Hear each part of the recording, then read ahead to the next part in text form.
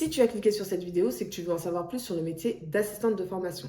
Donc dans cette vidéo, je vais t'expliquer pourquoi devenir assistante de formation, c'est l'opportunité à ne pas manquer en 2026 si tu souhaites faire de l'argent en ligne et surtout si tu souhaites développer un business solide et viable sur le long terme pour pouvoir quitter le salariat ou avoir tout simplement un complément de revenu.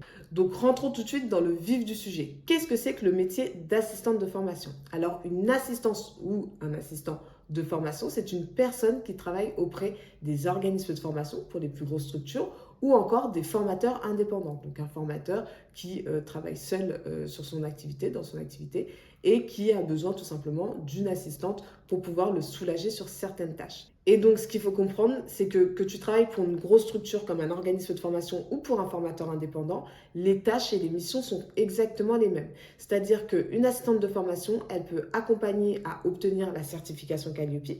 Donc c'est une certification qui permet de réglementer le secteur de la formation. Elle peut également travailler sur la mise en place des dossiers de financement, l'accompagnement et le suivi des nouveaux apprenants au sein de l'organisme de formation et également tout ce qui va être montage de formation, donc création de support de formation ou encore digitalisation des formations. Donc tu vois, il y a plusieurs domaines sur lesquels l'assistante de formation peut intervenir et ça dans tous les secteurs d'activité parce que finalement, il y a de la formation, que ce soit dans le bâtiment, dans l'esthétique ou encore dans les langues, vraiment, il y a de la formation dans tous les secteurs. Et du coup, ce qu'il faut vraiment que tu comprennes, c'est qu'aujourd'hui, plus que jamais, et ça vraiment depuis le Covid, le secteur de la formation est en pleine explosion. En fait, ce qu'il faut comprendre, c'est qu'aujourd'hui, en tant qu'assistante de formation, on est sur un secteur où il y a plus de demandes que d'offres. C'est-à-dire qu'il y a énormément de formateurs indépendants ou d'organismes de formation qui cherchent des profils d'assistantes de formation qui sont vraiment spécialisés dans cet écosystème-là et qui vont pouvoir les accompagner sur les différents sujets.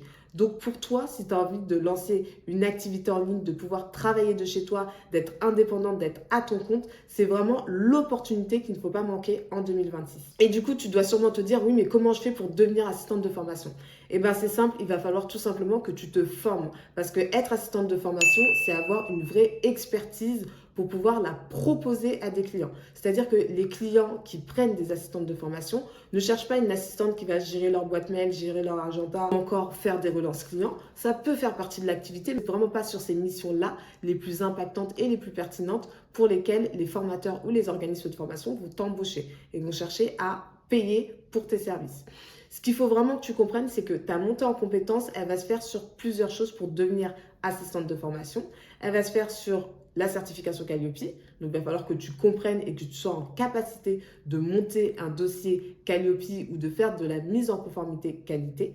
Il va falloir également que tu saches comment monter des dossiers de financement parce que les formateurs et les organismes de formation, ils n'ont pas forcément le temps, ils n'ont pas forcément non plus la connaissance pour pouvoir le faire. Et il y a également, comme je te l'ai dit, tout ce qui est digitalisation de formation et également tout ce qui tourne autour du NDA, du BPF, etc. Ça, c'est pareil, des démarches administratives qui sont vraiment propres au secteur de la formation, mais qui sont obligatoires pour les organismes de formation et les formateurs indépendants. Toi, vraiment, ce qu'il faut que tu comprennes, c'est que tu vas devoir vraiment monter en compétence sur ces sujets-là. Donc, il va falloir que tu te formes, tout simplement. Et une fois que c'est fait, il va falloir tout simplement que tu te rendes visible auprès de cette cible. Donc, soit en faisant de la création de contenu, donc sur les réseaux sociaux, ou encore en t'inscrivant sur des plateformes spécialisées telles que Malte, par exemple, pour pouvoir trouver tes premiers clients et surtout, tout simplement, développer ton activité. Donc, tu l'as bien compris, si tu ne veux pas rater cette opportunité en 2026 et enfin pouvoir quitter le salariat ou lancer une activité de chez toi, le métier d'assistante de formation est exactement ce qu'il te faut. N'oublie pas que les gens sont prêts à payer et à payer cher pour des compétences qu'ils ne maîtrisent pas. Et en devenant assistante de formation, tu vas avoir une expertise que tes futurs clients n'ont pas et qui est essentielle pour eux et pour le développement de leur activité. Alors si tu veux en savoir plus, n'hésite pas à cliquer sur le lien qui se trouve juste en dessous de cette vidéo et nous on se retrouve très vite dans une prochaine vidéo.